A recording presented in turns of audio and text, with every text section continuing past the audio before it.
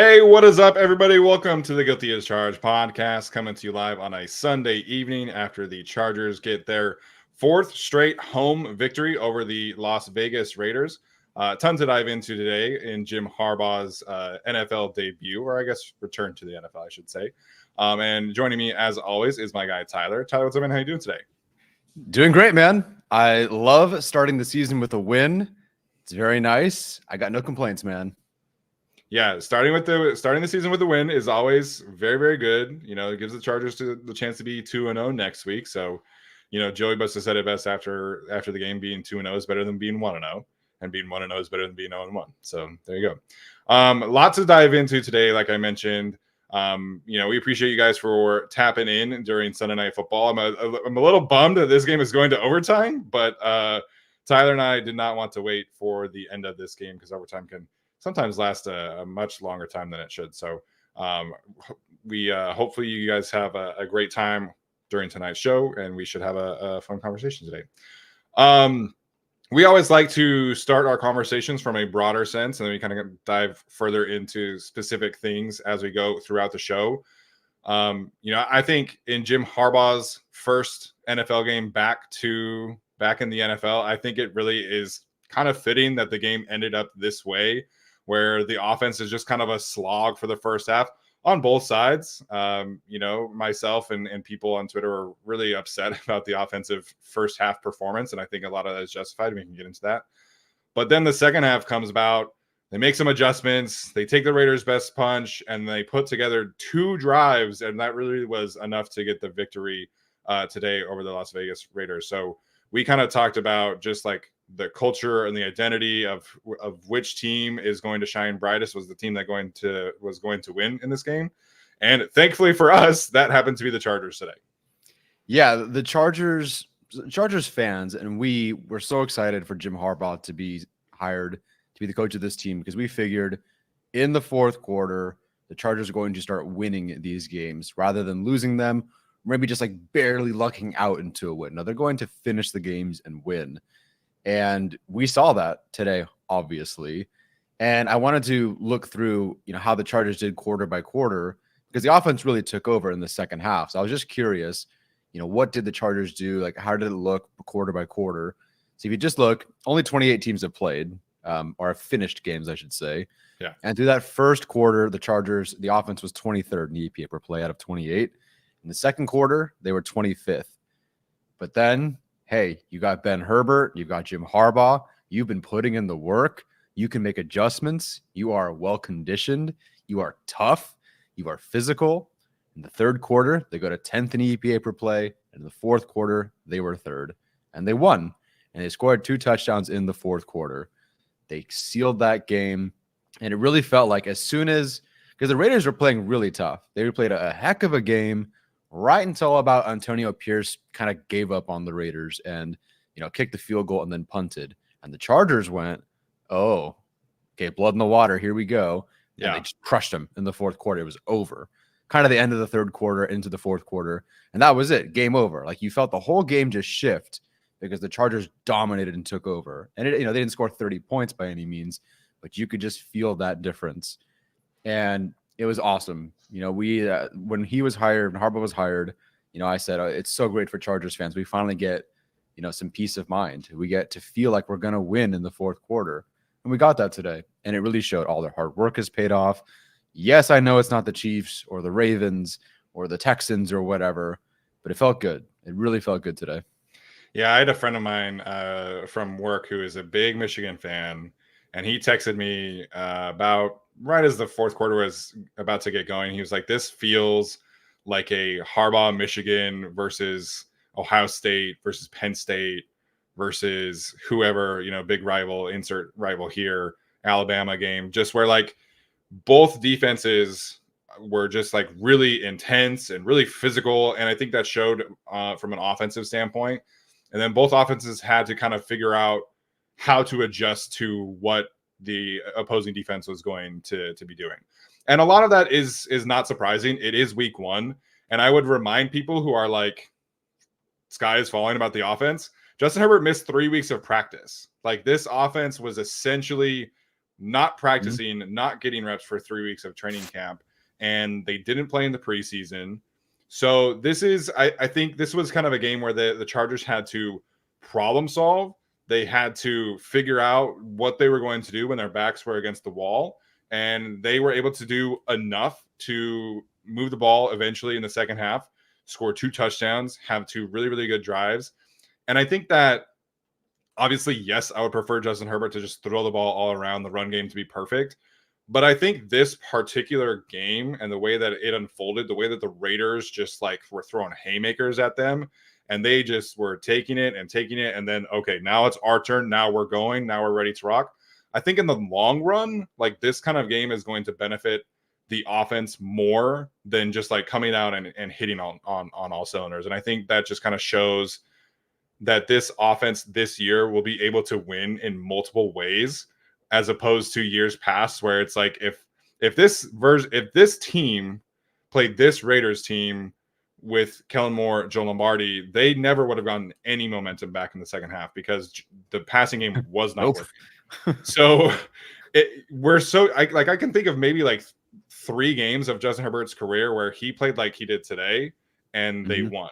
Like the Broncos special teams masterclass is probably the first one that I can think of, but it's been a real rarity to see the Chargers win a game when Justin Herbert is not at his best. And I think he did some good things in some areas, but he was not, putting up big numbers. He was missing a couple throws. So again, I would have loved to see the offense just come in and like be firing on all cylinders. It's the first game of a new regime. Herbert was injured.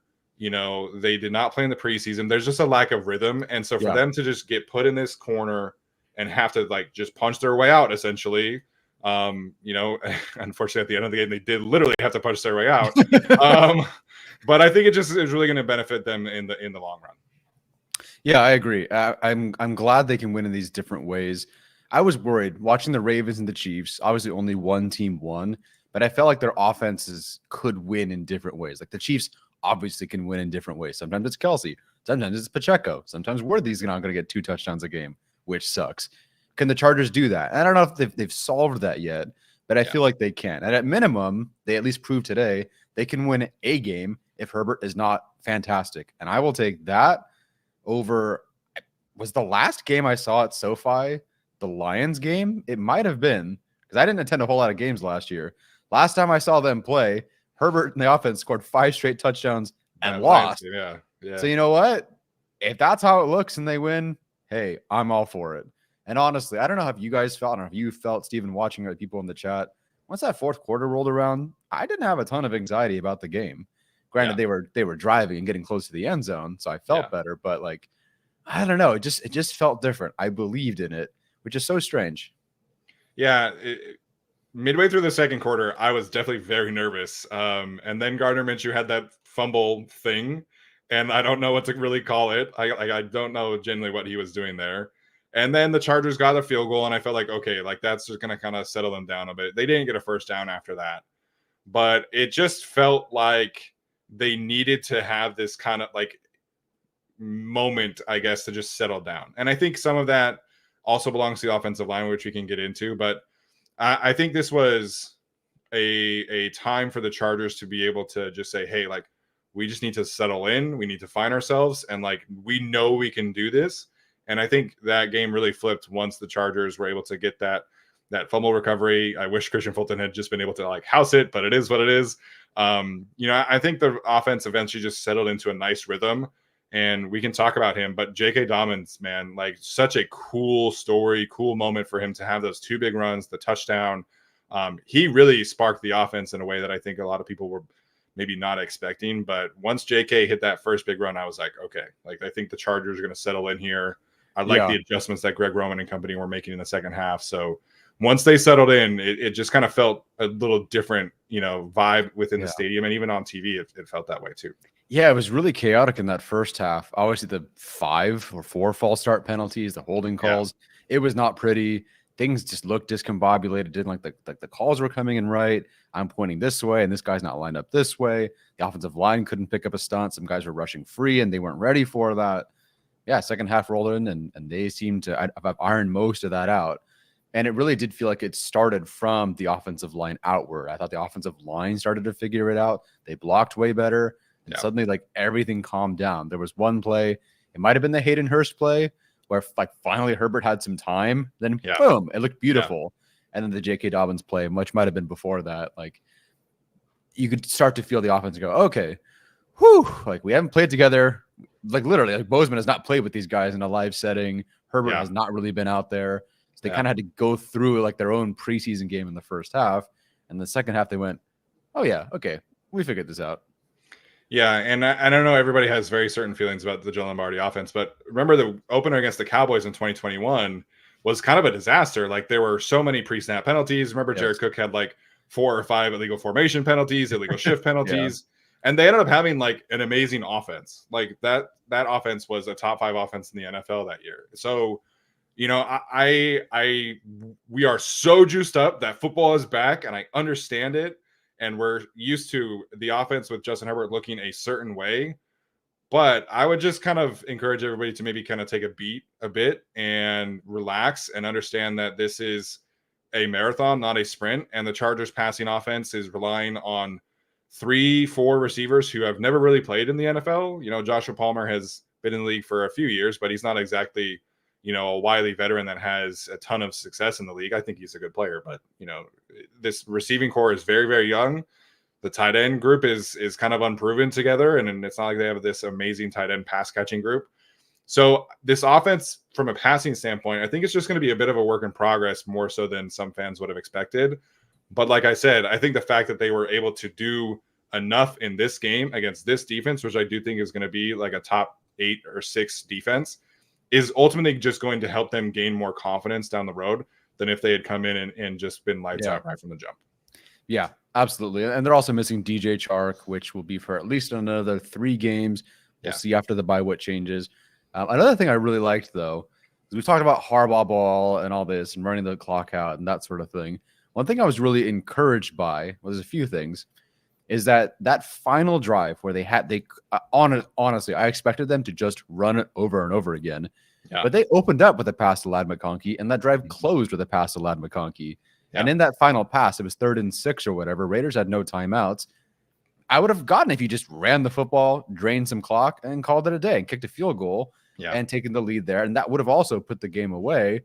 But they passed it. So it's really cool that Harbaugh, I wasn't sure, right? It's been a minute. You know, Michigan, maybe they're running the football quite a bit. Who knows? I was really encouraged that they opened a game-killing drive with a pass and closed with one, and then also went for 2, which is, again, expected. But you just want to see those things. You know, it sounds like an easy thing and an obvious thing. Antonio Pierce just, according to analytics, made the most cowardly punt since 1999. So not everything is a given. So it was really good to see that too. Yeah, no, I think that's a good call. And I think Greg Roman showed that, you know, he was able to make some adjustments. He was able to, you know, target the right specific kind of plays. Like, I think there were a couple of moments where Quentin Johnson used him on a crosser, just get the offense in rhythm a bit. You get Ladd McConkey, you get Darius Davis out in space. I think those were good signs. The flat route to Scott Matlock, I was not crazy about. Let's throw that play out for now, unless it's in the red zone. So it was a very encouraging step. And the first half was not great. There were a lot of issues, particularly with like the offensive line and timing and things like that, the penalties. But again, I think like just this offense has not had a ton of time together with Justin Herbert. And so we got to maybe take a step back here. Yeah. Let's switch gears here, and we'll get to some more specifics on the offense in a second. But defensively, I mean, Jesse Minter, take a bow. Like we talked about the way that this coaching staff would have a plan for what the Raiders do well and what the Raiders don't do well. And I think they executed that plan very, very well. Davante Adams with his worst game as a Raider against the Chargers, less than 60 yards and no touchdowns. Like you take that 10 times out of 10. And they got to Gardner Minshew quite often, it seemed like, as well. So I thought Jesse Minter's plan was generally very, very sound. I thought they had solutions. I thought they had problems. I thought they were able to get after Gardner Minshew, which showed up in the turnover margin as well. So Jesse Minter, I was already getting pretty excited for him, and like just from a schematic and culture and things like that. But this was such a good way to start the season. I know the Raiders are not like a juggernaut on offense. I'm not expecting them to be the case, but just schematically, culturally, I think we really saw Jesse Minter's identity and plans come through with this defense in week 1 too. Yeah, look, are they a juggernaut? No, but we've talked about Devontae Adams, Brock Bowers, Michael Mayer. Like they have talent. Zamir White, he was starting to get going, but never quite got there in the second half. But they had talent. But what I think was very noticeable with Jesse Minter in this defense is that they weren't quite getting there maybe in like the first quarter and a half, but they were bringing pressure, trying different things. And then I think it was, Khalil Mack sacked him first, and then Joey sacked him the next play. And from that moment on, like Minshew was not at all the same the entire rest of the way. And Minter just kept bringing different things. Some defensive film watcher is going to break down some nasty stuff that I'm sure that he did. I'm sure Brett Coleman's going to break something down awesome. Like they were just sending different things, and you could tell they just like found that way to get inside Minshew's brain, and he just was not the same since then. He looked pretty rough the rest of the way, stepping up into sacks, walking into sacks, was not looking great. And it was just a true privilege to watch a defense that, other than the one missed tackle, which is unfortunate, and unfortunately was Asante Samuel Jr. So it's kind of a history repeats itself thing for him. But overall, that defense was awesome. And what I was so encouraged by was the hustle of this defense. A lot of things I was encouraged by, don't get me wrong, but the hustle of this defense. There was the play. Joey Bosa had a stupid good day today. Stupid good day today. I loved all of that. But there was that one play where Minshew's going to scramble with wide open field in front of him on third down. And Joey Bosa just runs and dives and gets him by the ankle and just brings up fourth down. Like, oh my gosh. And then you saw, Otito Ogbonnia and Poona Ford, both guys, 300 plus pounds. It's apparently 110 degrees on the field. And they might have had 4 sideline tackles between them. Yeah. Like outside the tackles. It was unbelievable, the hustle from this team. If one guy couldn't get there, there were 3 other guys on the way. Just the hustle from this team. Again, they closed things out on offense in the fourth quarter, but that defense was on it the entire 4 quarters. It was outstanding football. Yeah, I mentioned this a couple of weeks ago. When you see a group of players running to the football and hitting, I think it's a really strong indication of what your kind of defensive culture is. And I think we saw that a few times. There were a couple of times where Junior Colson could have easily pulled up and just let the cornerbacks tackle, and instead he runs right through the receiver. There were a couple times where Denzel Perryman, Deion Henley, same kind of deal. But Joey Bosa, I think he was the one who kind of set the tone, along with Poona Ford. I think those two just were outstanding today and deserve a lot of credit for what they were able to put out on tape, and I can't wait to watch that. But I think this physicality of the defense is going to give them a high floor, because I think they're going to play the run very strongly. I think they're going to tackle for the most part very well.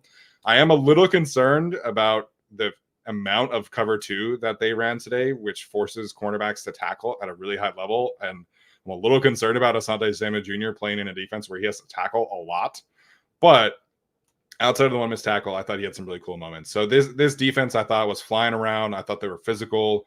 There was that one moment where I forget if it was Madison or Zamir White. They kind of ran a bit of a sweep, and Denzel Perryman came down right away and popped him.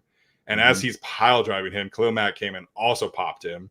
The pads were popping today, and I love to see it.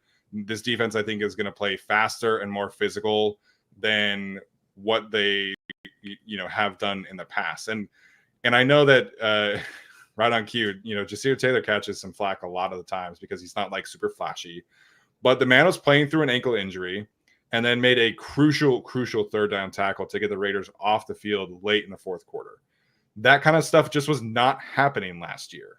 So I think these little indications of tackling and speed and physicality and communication are all very, very strong indicators of where this defense can go. And then, by the way, the Chargers do have some players who are very capable of taking over football games, like Joey Bosa and Khalil Mack did today. Yeah, it's super encouraging. Look, as someone who fell for everything last year during week 1, I don't want to just go ahead and crown everything after week 1. Yeah. but you can tell it's feeling like Ryan Ficken again, that influence. Yeah. The special teams unit wasn't great today, but you can tell that like whatever is needed to be done with whatever talent they have, it's communicated very well and executed very well in this defense. Minter as a teacher and the staff that he's built, they just get it. Like they absolutely get what they're supposed to do out there. Again, Raiders, Minshew, not great. Helps Minshew like self fumbles to the left because sure, whatever. Yeah. So we'll see. And the Panthers aren't exactly another really good barometer for how good your defense is, but you could just tell it's different. And then whether they become a top 10 defense this year, or if it's next year when they get more pieces, fine. But you can tell they're on their way. It was an awesome performance. They played so well today. Yeah, I think overall we can kind of sum up the general phase here is just like Jim Harbaugh has said from day one, they really just believe in building and taking this one step at a time, one game at a time, 1 week at a time. This is a very positive first step. Like a lot of things to clean up, and we can get into some of that. But we were just hoping for an identity for key players to show up and key, transactions of the offense to make a difference. And we saw that in bunches. So very, very positive first step. The fact that the Chargers can win a game like this, I think will show a lot about the character of this team. And we've said from the jump, we kind of expect them to be, a frisky, scrappy team. And maybe this team can end up making a playoff push. And I think we're seeing indications of that here. So we'll get to some other specifics here, including some of the standouts. But before we do, of course, have to tell you guys about our friends over at Prize Picks, the best and easiest way to consume daily fantasy sports. Hopefully you put in a ticket today with the Caleb Williams special, which was free. He had a lousy day overall, but hey, man, you got the 1 yard and it's cool. My ticket was almost perfect. I missed out on Gus Edwards scoring, but I don't think the Chargers really got in a close enough chance for him to do that. But overall, very productive day for me, and it's just a great way to get some extra skin in the game. Hopefully you guys can do that as well as the season goes along. They'll have Thursday night specials, Sunday night specials, crossover specials with like the NBA, WNBA, etc., college football. It's just a great platform. Hopefully you guys are able to use it. Again, it's prizepicks.com/guilty, code guilty at checkout for a deposit match. So please go and do that. It does really help continue to grow the show. All right, Tyler, for you, let's talk individual standouts. For you, who's kind of like the big Joe Alt. All right, Okay. let's do it, guys. Let's talk about Joe Alt. We've been waiting 23 minutes and 20 seconds. And you know what? I wish Steven could have been the person to bring him up, but I got to do it. You gave me the floor. Joe Alt, welcome to the NFL. I don't know what I expected, but I was completely happy and okay with 5, 6, maybe even 7 pressures allowed. How about 0 pressures allowed against Max Crosby on 11 pass rush reps, and only 1 allowed the entire day? That is an outstanding debut. Was he perfect? Nope. Was he freaking awesome? Oh, yeah. And for a rookie, that's aces. He was absolutely outstanding today. You could tell so many different times from where I'm sitting in the stands at 231 and just trying to watch the replays too. This guy's got it. He's uber talented. He's got all the tools to do different things. He can bend. He's powerful. He's got just everything about him is awesome. And look, we were excited about Rashawn Slater holding Chase Young. Chase Young hasn't quite ever become that guy. Max Crosby's that dude. Like, we know who Max Crosby is. Yeah. And Joe Alt said, the dude's been training his whole life to be a great offensive tackle. And to see that he came out today and was awesome, dude, I'm pretty stoked. Yeah, man, it was a great debut. I was nervous that Tony Romo was gonna jinx him because they did that like highlight. You weren't watching, but they had like a little clip of one-on-one reps where Joe Alt was winning against Max Crosby, and I was like, shit, like here comes a Max Crosby like stereotypical sack, and then it's all gonna be Tony Romo's fault. But it never happened.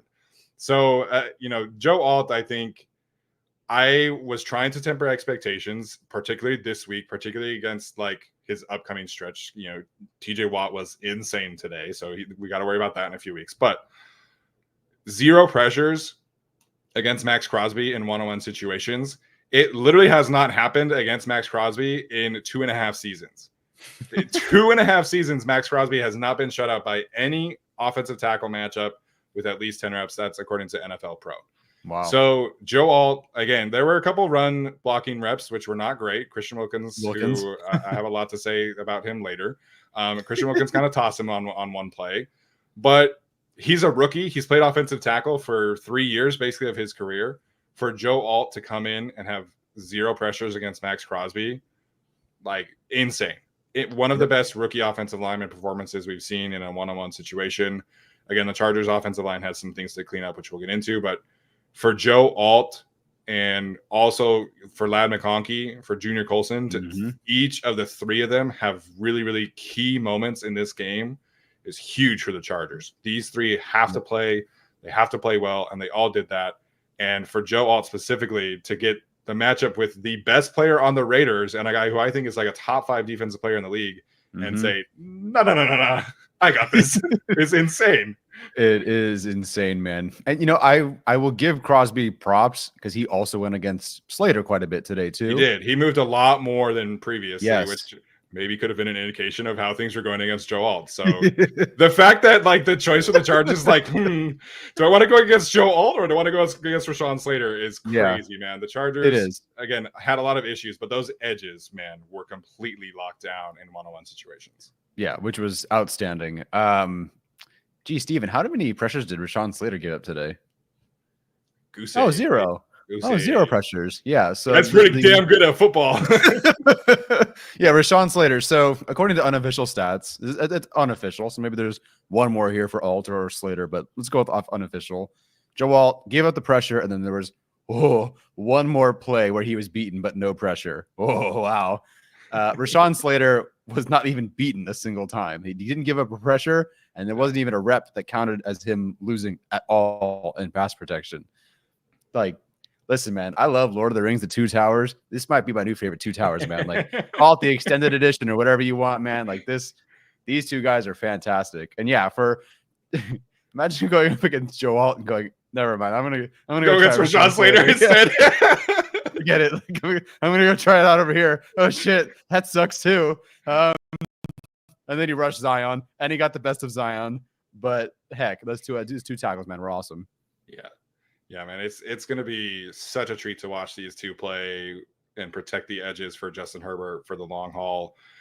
There was a lot of Malik Neighbors discourse in the first half, but Joe Alt shutting that shit down was fantastic. So, everybody now is taking a victory lap over a couple of tweets from Raiders fans, and we need to keep that energy about Joe Alt. So that was just fantastic to see. To me, one of my biggest anxieties about this season has been the defensive tackle room. And so I have to start my portion here talking about Poona Ford and Otito Ogbonnia in particular. The 2 of them came out like wrecking balls in the first half, setting the line of scrimmage several times over in the run game and disrupting as pass rushers as well. Otito Ogbonnia and Poona Ford and Morgan Fox each have, kind of combining for sacks in throughout this game. But the way that those 2 in particular controlled the way that the Raiders could run the game in the middle of the field, it was so obvious when even one of them would come out, the Raiders would go, okay, we're going to run at the other guy. And unfortunately, that guy was a lot of time Morgan Fox or Scott Matlock, but that's neither here nor there. Those 2 were awesome today. And the fact that Poona finishes up his awesome performance, getting an interception was so cool. And it's just like, it's such a funny body type. I can't get over this 5'11", 330-pound defensive tackle just being a wrecking ball in the middle. So I thought he was fantastic. I thought he was disruptive. Every time the Raiders would get into short yardage situations and the Chargers were successful, it was because of Poona Ford and Otito Ogbonnia setting the line of scrimmage and being able to get into the backfield. So those 2, I think for me would easily get a game ball performance because I thought that they just set the tone early. I thought they were disruptive. I thought they were physical. And if those 2 can play like that all season long, I will be so happily wrong and eating crow because I was so concerned about this position group. And if those 2 can play like that, the Chargers run defense is not going to be an issue. I think it's going to be a strength of this team. And they really set the tone early today. Yeah, we're somewhat positive with the Poona Ford signing and what he could do. And Otito Ogbonnia taking the next step forward. I didn't think we'd dominate the line of scrimmage the entire game from those 2 guys. Like we both were like, okay, like they'll be fine. I didn't think we'd get the performance that we did today. Poona Ford was a man possessed today. A lot of guys on the defense were a man possessed today, but him, I mean, I couldn't believe how good he was. And there were, I don't know how many pass rush. I think he ended up with 2 pressures unofficially as well, and the interception and multiple run stops and the, basically holding up on 4th down to prevent the Raiders from converting. Him, Otito, I don't know how much. I'd have to look at the distribution of a percent of snaps last year that essentially 300 plus pound guys played for the Chargers last year in the last few seasons. But those 2 guys, they are exactly what Minters wanted. We talked about them finding these guys. Yeah. I just thought it would require a draft pick or a more expensive signing or something. Yeah. They're getting it done with these 2 guys, dude, and it looks fantastic. And, the Raiders interior isn't like great, but I don't think it's terrible either. But regardless, the Chargers ate their lunch, ate him up today. And even Morgan Fox, not a run defender by any means, but he had a couple of run stops, I think, today too. A couple of good run defense plays too. They went after him on early downs, and I think he held up for the most part. So it was just really, really encouraging. It's still weird to see Scott Matlock wearing 44. Yes. But it was, by the way, I just got to say, completely off total tangent. I love that when the Chargers introduced their offense, they introduced the offense with 1 wide receiver, 2 tight ends, 2 running backs, and Scott Matlock at fullback. Like that's how they introduced their offense today. Nice. But again, 44 Matlock. It's a little strange. Yes, a little strange. But overall, like you mentioned, you pointed this out on Twitter. Heading into Sunday Night Football, the Chargers had the highest EPA per rush defense in the league heading into week 1. They allowed overall 3.2 yards per carry. Zamir White, 13 for 44. Alexander Madison, 5 for 19. The Raiders are a team where if they can run the football, they'll be more successful on offense. And the Chargers' run defense really set the tone early with how they were going to control the line of scrimmage and be able to get after Gardner Minshew. So the Chargers' offense had a tough time in the first half, staying on schedule, and they got a little bit better in the second half. But the Chargers defense had 0 issues staying ahead of schedule for the most part, outside of like 1 drive.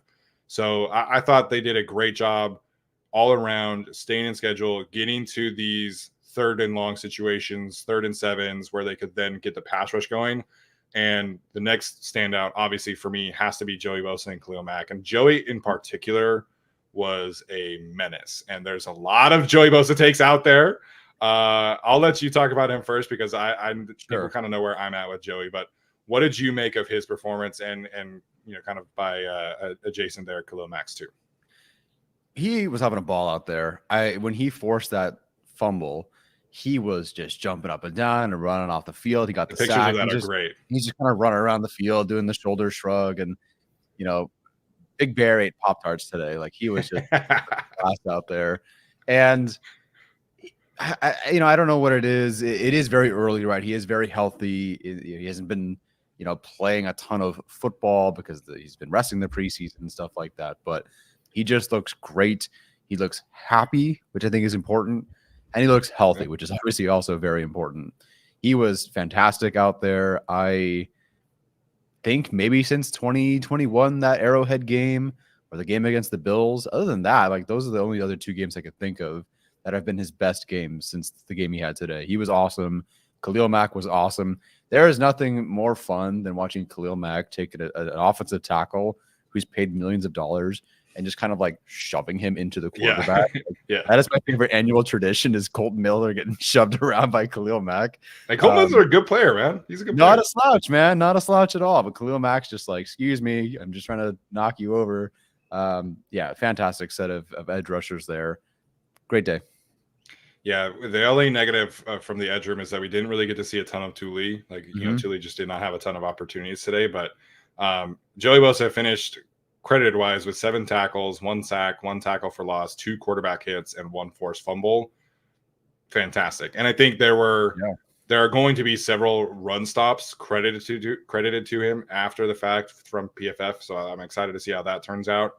But I just – if this version of Joey Bosa can stay healthy, and not even like 17-game season healthy, if he can just give us 13, 14 games, the ceiling of this Chargers defense can just be so much higher because he is somebody who can take over a game at any moment. And he's done that several times. Even last season when he was barely healthy against the Vikings, playing with a broken toe, he had 2 sacks and just completely ended drives.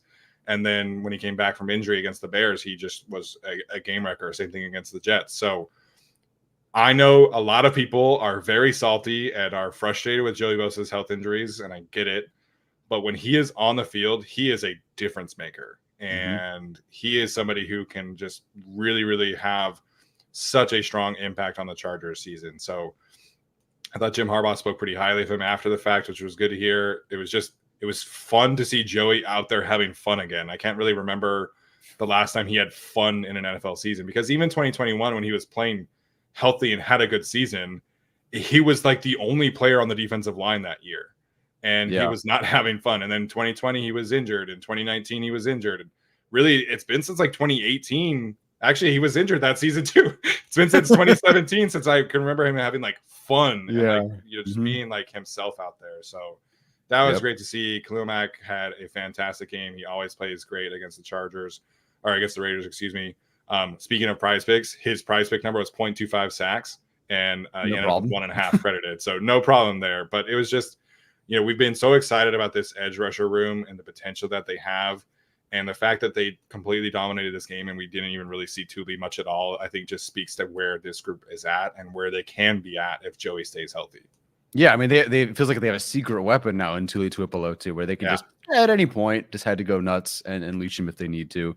But you talk about Joey Bosa, we never doubted how good he was and how talented he was and what he could be. It was all about the health, and also whether the health was worth the risk of the financial investment. But it wasn't about him as a player. You go through like the ESPN play-by-play. First drive for the Raiders, 3rd and 1, Zamir White for no game. Oh, stopped by Joey Bosa. Let's see, where's this one? Oh, well, there's a Poona Ford one, so great there. The next one where they have to punt. Oh, look, 3rd and 3, Joey Bosa stops them. Let's go to another 3rd and 22. Oh, it's Joey Bosa sack. Okay, let's go to the next one. Let's see. Oh, that's the self fumble. So okay, fine. Maybe he caused him to self fumble too. That's the next drive. Oh, look, 3rd and 3, Joey Bosa. The next drive. Oh, look, 1st and 14, Joey Bosa forces a fumble. It was Bosa ending almost every drive of this game. Yeah, it was incredible. It was an outstanding performance, not just good as is, but good specifically when they needed him to be good. Yeah, and we've seen him when he's at his best. He can be a closer of drives, and if they get him and Khalil healthy, I think this defense really has a much higher potential than I probably thought a month ago. Okay, anybody else you wanted to bring up, Tyler? Because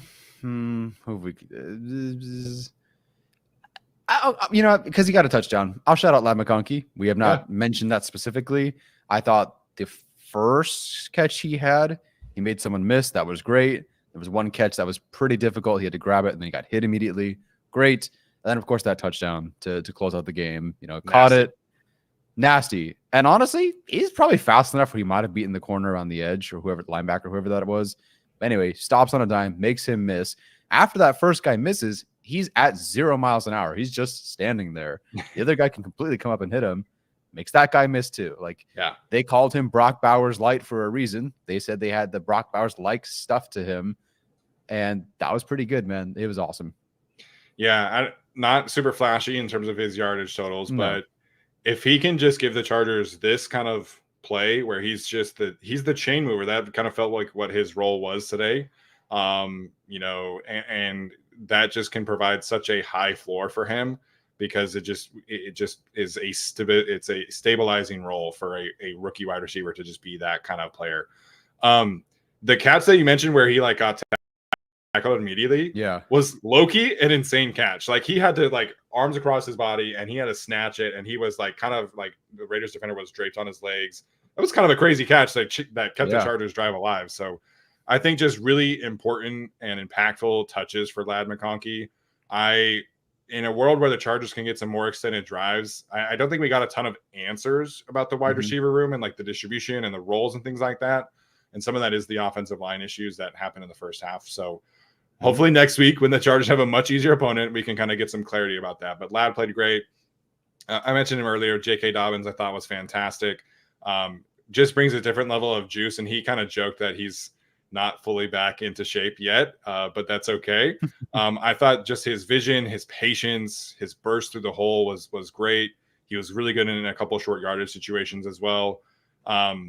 We'll see how things kind of evolve. Greg Roman said that he's going to ride the hot hand, whatever game is happening. And, these two running backs have experience in that kind of role. But JK was fantastic. To see him come up clutch in this was just great. And I also want to shout at him for pass protection because he had like 3 reps in pass protection, picking up a blitz or a stunter or a looper where he like delivered a punch like right away. Like he is so good in pass protection. It's a very underrated aspect of his game. And I think his ability there really kept Justin clean on a couple key throws. I want to say on the big Hayden Hurst throw, he was the one who picked up a blitz off the edge. So props to him all around, running the football, pass protecting. Didn't make a huge impact as a pass catcher, but he was targeted. So I think he's very clearly the third down back, and I think he'll have a lot of value for this team as long as he continues to stay healthy. Yeah, Gus Edwards, not an efficient game. Nothing particularly there that I was like, wow, it's really impressive. But J.K. Dobbins, if they're going to ride the hot hand, I don't see how that's not Dobbins by even the bye week at this point. Like if he's not the number one guy moving forward. No, Sage, I did not witness any fights, by the way. Oh, like in the stands? Yes, someone asked. Okay. Well, the chat is on the conversation of fights now. We'll touch on that. I do want to talk about the offensive line issues from the first half. Because we have to. I know it's been very positive, and I don't want to like end the show on negative stuff. So we'll get this back to some positive things. But it was really frustrating to watch the same issues from a stunt pickup standpoint continue to plague the Chargers that happened last season. And I and Daniel Popper and everybody else who was at training camp, we all talked about the way that this offensive line was just, drilling in on attention to detail and working on stunts like at a really, really high level. And that might come to fruition. But Zion and Trey last year, both individually, really struggled in stunt pickups. It was a big problem. And they both really struggled with it today. And people are going to be mad about Zion, and I'm sure we're going to get some shit about it this week on Twitter, but that's fine. The two of them would overset every single time on whatever defensive lineman was the picker. So basically, when you do stunts, you have a guy, whether that's the edge or the tackle, is going to try and essentially crash down and take both offensive linemen with him, and then the other person loops in or loops out off of that. Every single time the Raiders would do that with Max Crosby or Christian Wilkins, whoever was the picker was always successful in getting the guards out of the way. And every single time Max Crosby would loop around or Christian Wilkins would loop around and essentially have a free hit on Justin Herbert.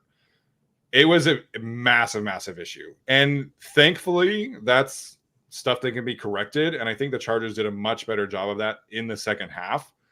But it was really frustrating to watch in the first half that these issues from last season carried over despite the regime change, despite all the attention to detail from this staff, which has 3 former NFL offensive linemen running that room and a veteran center and an all-pro left tackle and a veteran right guard and a guy who's played for 3 seasons now in the NFL.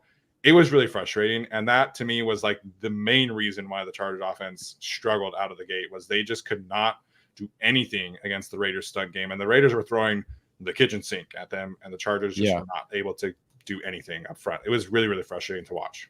Yeah, it was definitely frustrating in that first half. It felt like the offensive line, there were many guys maybe winning a one-on-one, it seemed like, but they were just letting a free rusher come through. And that was very, very frustrating. I think it surprised even Justin Herbert several times that it just killed their drives. And it also happened to be paired with usually some sort of false start the previous, or 2 plays beforehand. So they're in 3rd and 13 or 3rd and 12 or whatever it is. And then that happens. So bad mix there. If Trey Pipkins and Zion Johnson are both having that exact same issue, is that a coaching thing or is that an individual thing and they're just both having to do it? It's all a coaching thing. Stunt pickup is all coaching, in my opinion. It's all communication. It's all preparation. And Tony Romo was talking about it like, oh, like you don't really know like what the Raiders are going to look like. But you've played against Patrick Graham defenses for a couple years now. Like, you should have had an idea of what this looks like. You know that Christian Wilkins and Max Crosby individually are great off of stunts. So you should have had a much better plan. Kevin Kernick pointing out, Bradley Bozeman slid protection wrongly one time where Max Crosby ended up as a free rusher. That happened like 4 times. Yeah. So it was a disappointing showing in the first half. Again, I do think they did a better job in the second half, but it was a poor showing from a communication and stunt pickup standpoint.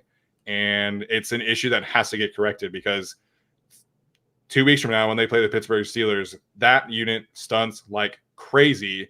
And they have 4 great players, not just 2. So it's the same thing when they play the Chiefs. You don't think Chris Jones is going to stunt and loop like crazy. So this is an issue that if they play a defensive line that's more well-rounded, it's gonna be a disaster. Like, they have to get this fixed immediately. Yeah, Panthers are a good week to get that sorted out for sure. Right. But then you have the Steelers, like you said, that's a nasty front. Chiefs as well. You think Spags isn't blitzing like crazy and doing some creative stuff? Yeah, that'll be nasty too. So hopefully they get that sorted out. It is, Bradley Bozeman's first time with the offense officially. Yeah. So hopefully that gets sorted out. But yeah, definitely a bummer overall. Mostly a bummer. Like Trey Pipkins and Harbaugh even said as much. Like, he's playing guard. He's a tackle. Now he's playing guard. So there's maybe some growing pains there. Chargers also don't really have a ton of time to wait for those things.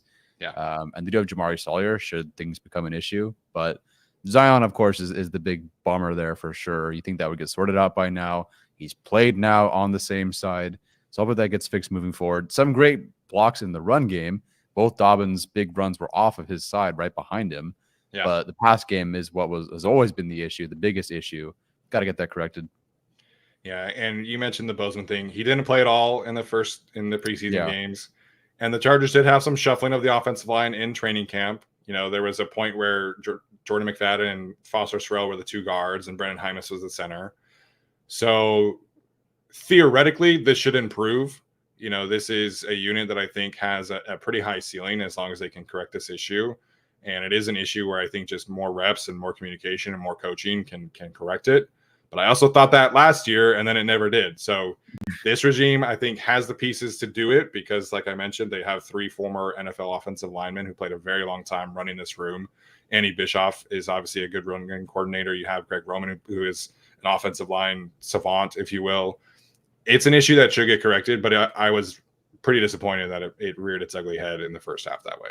Yeah, I was too. I'm glad in the second half things got corrected. So now it's, you can give them a bit of a pass there. Second half, decent momentum. Okay. Like, we can see where they're going. At least it wasn't the opposite where the line was okay through the first half, but then at the very end against the Dolphins, they collapsed. At least they got it all the way in the first half.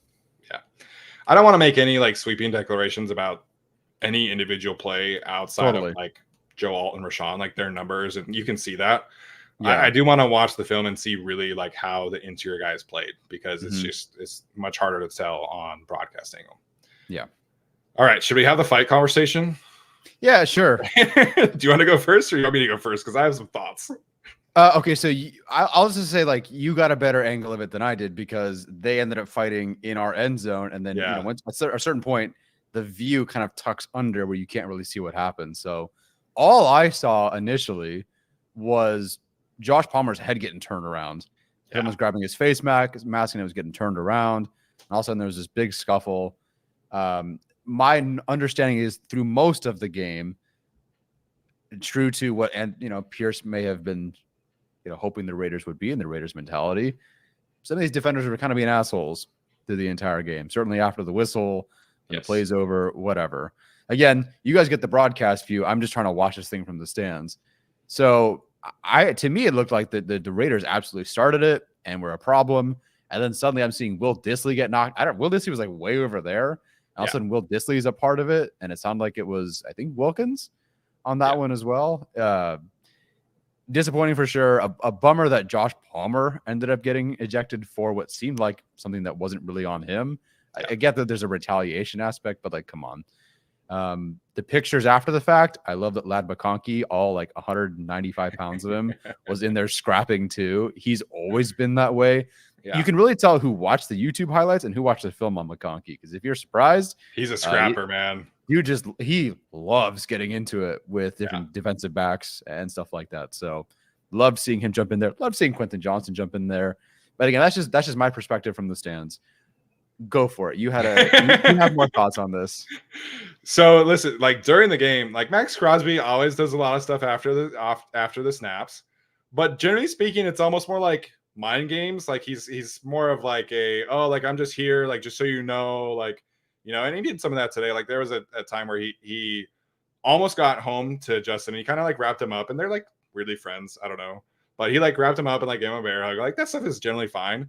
Christian Wilkins was doing dirty shit the entire game. Like there was a time where the Chargers had a third down play come up short where they're going to the right, and Christian Wilkins is like dragging Bradley Bozeman to the ground, like after the play. And there were just consistently like Christian Wilkins was just doing dirty shit. There was during one of the false starts plays, the play was very clearly dead, and he just threw Joe Alt to the ground, and it was happening all game long. Also apparently happening all game long is the Chargers receivers were kicking the corner's ass in the run game and just blocking their faces off, which I love to hear. But Joshua Palmer said after the game that Jack Jones actually threw a punch in the first half, and that the refs like came up to them and were like, hey, like stop it. Mm-hmm. No. You throw a punch, you get ejected. That's supposed to be the rule. The thing, that's funny. So that's supposed to be the rule. Like Jack Jones and Christian Wilkins were chatting the whole time and doing dirty shit the whole game long. And then the Chargers finally get some momentum going. They score this touchdown and they go for 2. And Joshua Palmer and Ladd McConkey are just blocking, and the play ends. And at this point, Jack Jones just throws Joshua Palmer to the ground, and all hell breaks loose. Him and Marcus Epps apparently start throwing punches to Josh Palmer. Ladd McConkey comes in, Quentin Johnson comes in, and it just goes crazy. The situation is about to de-escalate, and then Max Crosby comes in and yanks Quentin Johnson to the ground by his hair like a little middle school girl. And then Will Dissly's like, no, like, what are you doing? Like, we just had this done. And Christian Wilkins pile-drived Will Dissly out of nowhere. And this situation, which should have been completely avoided because Jack Jones threw a punch early in the first half and should have been ejected, escalated into Will Dissly getting pile-drived. Quentin Johnson it got pulled down to the ground by his hair. Ladd McConkey is getting punched, and just Joshua Palmer is getting punched. And, it was so stupid and so trashy and so ridiculous. And it was completely unavoidable if the referees had properly officiated this game and stopped the Raider after the whistle bullshit that was happening in the first half. They set this tone from the jump. And I'm all for physical football. We just talked about how fun the Chargers football was when it's physical. If you do shit after the whistle, I have zero respect for you. It's childish. It's ridiculous. And I hope Jack Jones and Christian Wilkins are suspended. They probably will not be, but they deserve to be suspended. The NFL needs to look at this, and it's a pathetic look from the Raiders. And I'm glad that even Antonio Pierce agreed with that after the fact and was like, it was completely unacceptable. So I have a lot of thoughts about Christian Wilkins. I used to like him. He's on my shit list now. I'm not a fan. And I hope the league intervenes here, because Jack Jones in particular, if he's throwing multiple punches throughout the game, he needs to be suspended immediately. And if he is not suspended, then that to me just shows that the NFL does not take player safety seriously, because this was completely avoidable. And then he's thrown haymakers in an NFL game. It was completely ridiculous. Yeah, that's awful to hear. Thank you for sharing that. I missed most of that because, again, of the broadcast, my personal view, him to be throwing punches throughout the game is A, stupid, and B, unnecessary, awful. And you as a head coach, Pierce, you got to get these guys under control. I'm glad Pierce is against all of this. If you want to push it during the game, between the whistles, when football is happening, I get it. Like, you are the Raiders, you're the bad guy team, or whatever team. Even the Chargers can be that way. That's fine. When things are over and one side is passive and they're not trying to block you or trying to knock you out of a play or hit you, you can't do that. That's ridiculous. I don't remember Wilkins. I don't know if it's a history of this for Wilkins. We've seen them play like the Dolphins recently. I don't recall that being much of an issue. Oh, my dad says Wilkins has always been this way. Okay. Yeah, so not great there. Last time the Chargers played at home, Jerry Tillery, of all people, was an idiot and got disqualified from the game. So, yeah, that's a huge bummer to see. Player safety has got to be priority here. I think on the all 22 we'll see a good amount of this and see, a punch being thrown kind of after the fact. Yeah, that's awful to hear. I'm glad everyone came out of it okay, but I didn't realize Wilkins was always this guy. Oh, dude, if Joshua Palmer or anybody had been like legitimately injured, I would be even more upset. Like, I have no respect for this. And Jack Jones, like, he has a certain reputation, and this is not going to help that reputation. He got kicked out of school early. He didn't get drafted as highly because of character concerns. He takes a gun to the airport twice on multiple occasions. This guy has a reputation of being this kind of dude, and now he's throwing punches in a game, and it just was an ugly, ugly scene. And I don't think the NFL is actually going to do anything because, generally speaking, their stance is like, oh, they got ejected, handled, and then they'll dish out like a stupid $15,000 fine. But to me, Jack Jones should be suspended multiple games, and Christian Wilkins should be suspended as well. And if they're not, I'm going to be upset. So I don't believe there is, but Palmer, there's no issue with him playing next week, correct? No, there shouldn't be. And he got ejected, but he was defending himself. And I don't understand. Like, as far as I can tell from the videos, Joshua Palmer threw no punches. It was kind of like a lot of like tussling, and then other Raiders players were like throwing body shots. So, Palmer should have no issue playing next week. Cool. Yeah. All right. Is that for ending the show? No, I'm just kidding. We'll jump into Super Chats. Oh my gosh. So Jack Jones got kicked off USC for breaking into a Panda Express. Wow. At least it wasn't a PF Chang, so then we had to take a really personally. Okay, let's get to some of these super chats and then we'll call it a night. First and foremost, Garrett L. Sasser, who has his own Chargers podcast. Go check it out if you guys want. He says, what a dub. If JK stays healthy, he could be a serious contender for comeback player of the year. I believe that's what it is. He says, also shout out to Kaya for making a trip from Germany to her first Chargers game and seeing that live. We love to see it. That is quite a flight. So hopefully you had a great time. Hopefully LA treated you well. It's not always this hot. Apologize for the heat. But yes, it's awesome. That's awesome that you made it out. Comeback player of the year. He will definitely be in consideration, probably, but it will probably go to a quarterback or who am I thinking? Who else? I don't know. I'll probably go to a quarterback. It's such a weird award to like. Phillip Rivers won it just because he was less bad. So yeah. Who knows? Yeah, so like I think Russell Wilson is like the current favorite for the award, if I'm not mistaken. I don't want to hear that. Aaron Rodgers is, yeah. Oh, duh. Why didn't I think of Aaron Rodgers? Yeah, Russell Wilson is second, though, and Deshaun Watson is third. Like, what? Yeah. Like, what is this award? Like, Deshaun Watson comes back from being a terrible human being and a worse football player? Like, what? He's currently not doing at least one of those things, that's for sure. Did you see what Russell Wilson did today? I don't want to know. What did he do? So he was inactive. He's dealing with like a calf injury. And instead of being on the sideline in like a t-shirt and sweats or whatever, he was fully dressed in his pads. But he was inactive. Like he couldn't have even been in the game even if he wanted to play. This guy, dude, man. That dude is I gotta know what Mike Tomlin thinks of him. Like, yeah, I think that'll play in the locker room for sure there. But man, good times. Don Cheto next year, he says, was at the game sweating bullets, but I'm glad Joe Alt adopted a new son today. Any thoughts on the Raider Charger fans mix? Saw a lot of blue. You said initially it was kind of like a 70-30, and then it kind of improved as we got closer to kickoff, right? Yeah, I'd say maybe even 45, 55. I thought it was a pretty solid turnout. Initially, not great. I was like, oh, this is worse than it was last year. But I thought by mid-first quarter, wherever everybody came from, ended up being about 40, 60, 45, 55. Wasn't too bad. This was the least obnoxious Raiders fans have been in a while. They were less loud than normal, so I think there were more Chargers fans. Yeah, and early in the first quarter, they had some energy, and then it did kind of die down late, which is good to see. But unfortunately, they wear black, and so they just stand out more in the crowd. Yeah. So next time there's a Chargers Raiders game at home, everybody please wear like powder blue or yellow, because otherwise it just looks like it's filled with black. So Tony Romo was like, "Well, this is a Raiders home game." It's like, it didn't sound as bad, so I'm glad that in the stadium it didn't feel like that either. No, it wasn't too bad.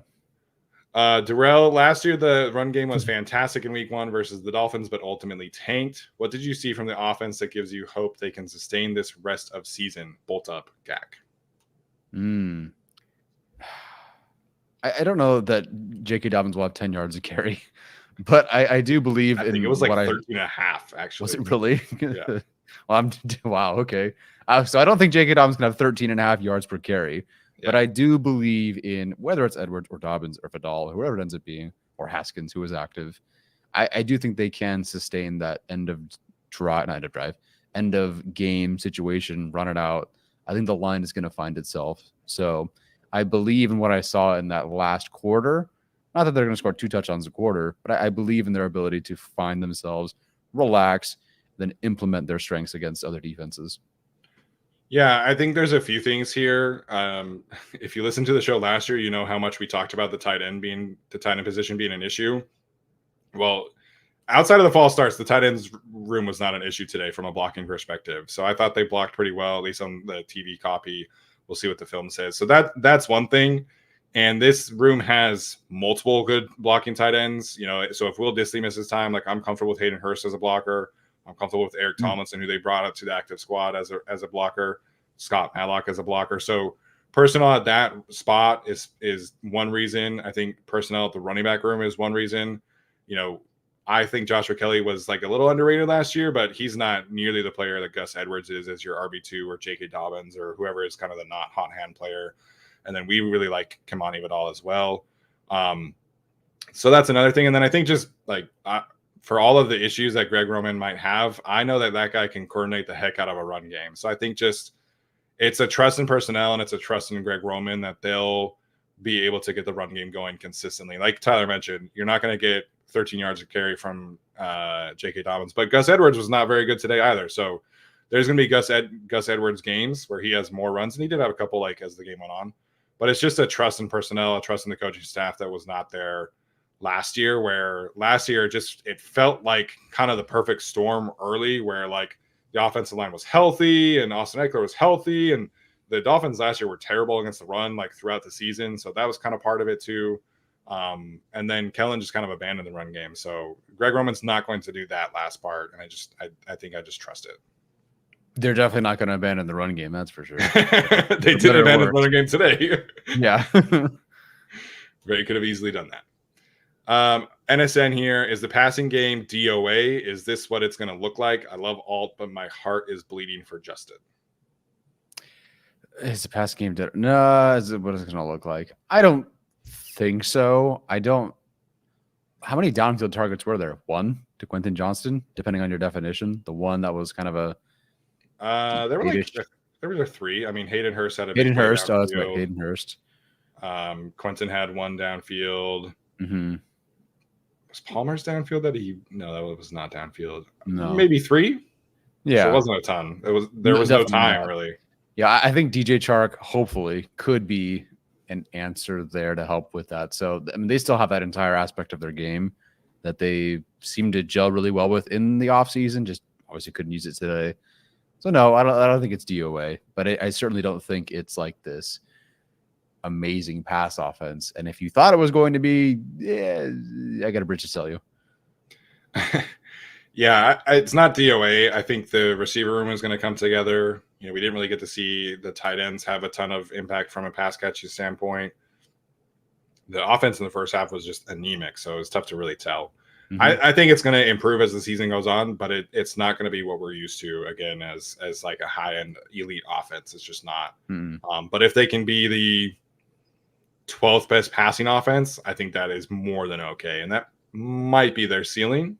I think we can have that conversation at a different time, depending how how the next few weeks go. But people freaking out, I think, just gotta settle down a bit and remember that Justin Herbert is going to have some Justin Herbert games coming up, and the passing offense will be much better going forward. Mm-hmm. Miss Andrea Shun, that was fun. Big super chat as well. Your sweater is a stadium exclusive, so if you guys have not been to SoFi Stadium, the team store is fantastic, and Tyler also always has good stuff. This is a team store exclusive also. So nice. Yeah, they had a lot of stuff this time. They didn't mention a specific section for it, but it seemed like they had a ton of new stuff. So go get it. How was the food at SoFi today? Did you get to experience much of it? No, we just raced to okay. We only ended up having the chicken and fries, but it was like crispy chicken and fries. So the chicken was actually it was better and crispier. The fries were crispy, crinkle cut fries. So nice. That was pretty good. But we got there, went to the store, we grabbed the first thing we could, then we sat down. But I didn't exactly explore everywhere. Yeah, if anybody here that went to the game wants to talk about the food at SoFi Stadium, feel free and do so in the chat. Jacob Arnall says Control-Alt-Delete. Yes, he was fantastic today. NSN asking about Bozeman. You'll think he'll be the man all year. If he's healthy, he's the starting center, unquestionably to me. I'll see what the film is like, but just from a communication standpoint, it wasn't great. We'll see ultimately. There were some really strong run blocking moments, and that's who he is. Pass protection, I didn't see anything necessarily too bad, but I will definitely confirm on tape what that looks like. Yeah, I don't recall anything. I saw a lot of people complaining about Bozeman, but it's too hard for me to watch. So according to early unofficial stats, so Zion had 3 pressures allowed. Bozeman had 1 pressure allowed. Pipkins didn't have a pressure allowed, but he was beaten 3 times where he didn't allow a pressure. So Bozeman was fine, but we're not getting Corey Lindsley. Yeah, we're definitely not getting Corey Lindsley. I think best case for Bradley Bozeman is he's a 10 to 12 best center in the league. He's not an elite guy, but he can provide them above average play. That's great. Kurt says the Chargers out-coached, outran, and out-defensed another team. Pinch me. When was the last time all 3 of those things happened in the same game? 1952. I don't know. It's been a minute. 2007. Yeah, basically, when was the year that LaDainian Tomlinson set the record? That year. That might have been the year. Yeah, it might have been that year. Yeah, that's been a minute for sure.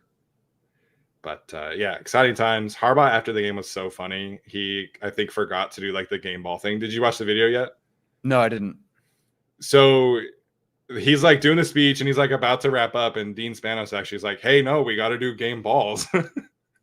And he hands Jim Harbaugh a game ball for his first win as Chargers head coach. Yeah. And then Harbaugh hands the ball to J.K. Dobbins.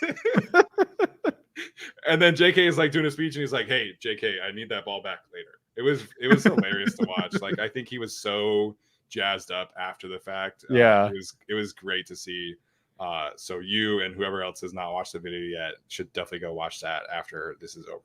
Yeah, I just love the replays of Harbaugh on the sideline. He just in his wide stance, and he's just with that look. It's just it's surreal to see him out there as a Chargers coach. Yeah, it was great, man. Him and Jesse Minter and Greg Roman. I think there will be some issues on offense, but they're going to be prepared. They're going to have solutions. They're going to problem solve. They're going to have this team ready to fight and be physical. It's just it's a fun time, even though it's not perfect. But this team, I think, can just be really, really frisky this year. Kyle Loomis, not the greatest start, but impressed by the defense and 4th quarter push. That does not happen without this change in coach leadership. Very well-timed comment here. We are witnessing a culture change. First step in building a championship team. Go Bolts. Yeah, these guys don't flinch. They will lose games, of course. It is okay for them to lose games, but they're not going to flinch. These guys are going to fight. They're tough. It's really cool to know that your coaching staff has been backs against the wall before and been in big moments and succeeded. So they can always draw upon something that the previous regime could not. And so it's awesome. 100%. Again, this team, I love the way Jim Harbaugh phrases it. They're just building and building and building. The gif of him at the podium where he's like, yes. It's my new favorite gif. I love using it. But that's his approach to building a team. And I think it's just so refreshing.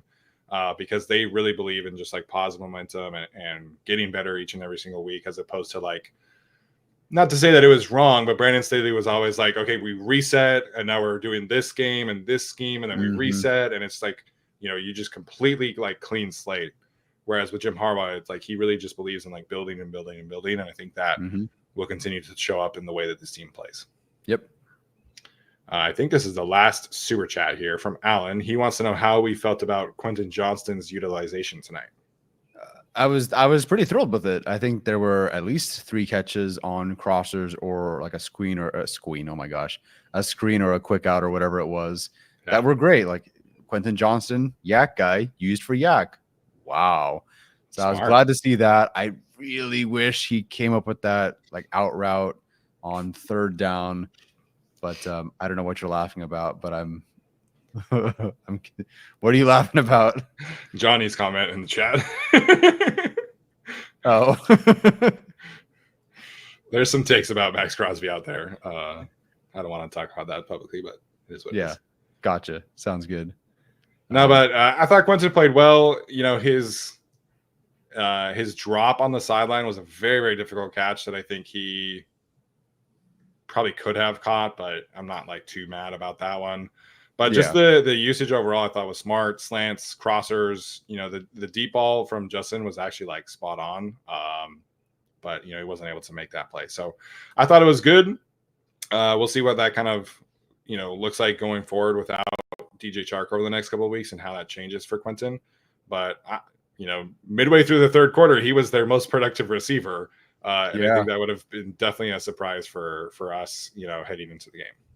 Yeah, but a positive start for sure. Like, let's get him involved and let him do his thing. And that's nice to see. Yeah, 100%. All right. We almost had 1,000 people in here, so we appreciate the heck out of you guys for tuning in after Sunday Night Football. Tyler, any final thoughts before we head out? 1,000 people here because that was fun. That was a fun game, a great win. I'm stoked for it. And doesn't it kind of feel good that next week is the Panthers? Now, we've been here before, including in Justin Herbert's rookie season, and they lost the Panthers. But I feel good about that matchup. Chargers will, I think, be 2-0, knock on wood, and doing pretty well to start this season, which feels pretty good. We finally got to breathe a sigh of relief. There was some anxiety and excitement and frustration and nervousness going into this game. Now the Chargers have won their first game, and I think Harbaugh said the team, you can do the most growth between week 1 and week 2. That's a huge area where you can grow at more than any other point in the season, because I think now they've seen, what's kind of working. They've actually played together now for 60 minutes. So, Tyler's having a 3rd and 16 moment thinking about the Panthers. Was that a Panthers game? I feel like it's every game. I don't think did the Chargers play the Panthers under Brandon Staley? They did. Oh, I'm sorry. That was 2020, right? That was 2020. When Keenan and Austin like just missed each other on that like hook and ladder play. Correct. Okay. Yes. Yeah, no, man. They play the Panthers next week, who lost 47-10 today. It's not great. Saints. It's the Saints, who are also not very good. So Bryce Young was 13 of 30 for 161 yards, 2 interceptions, and took 5 sacks. Yikes. I think it's better than last year, though. I guess so. That's an improvement. That's what I'm hearing. It's an improvement. Derek Carr was like actively talking trash in a game, so that's how you know it was bad. Oh no. Yeah. So, the Chargers, if they cannot move the ball next week, then we can talk about some problems. But next week should be not a get right game because they're 1-0, but like next week should be a game where the offense just has a much easier time. I think so. Should be good. Yep. All right. Like I said, appreciate the heck out of you guys for tuning in. Make sure to like, subscribe, comment, all that good stuff does really help continue to grow the show. We are doing a bit of a different schedule this year in terms of like the content that we are bringing to the table. So on Tuesday, we're going to have kind of a film review show and a narrative show talking about what really went on that was in depth, that kind of defined the game each week. And then we'll have our pregame preview on Thursday as usual, where we will dive into the Panthers game. So and then Saturday Q&A like we did this week. All right. So appreciate the heck out of you guys. Chargers are 1-0. It's a great time. Unless your name is Jack Jones, you can go to hell, but it is what it is. So we having a great time on the show tonight. We appreciate you guys. We'll see you next time. As always, bolt up.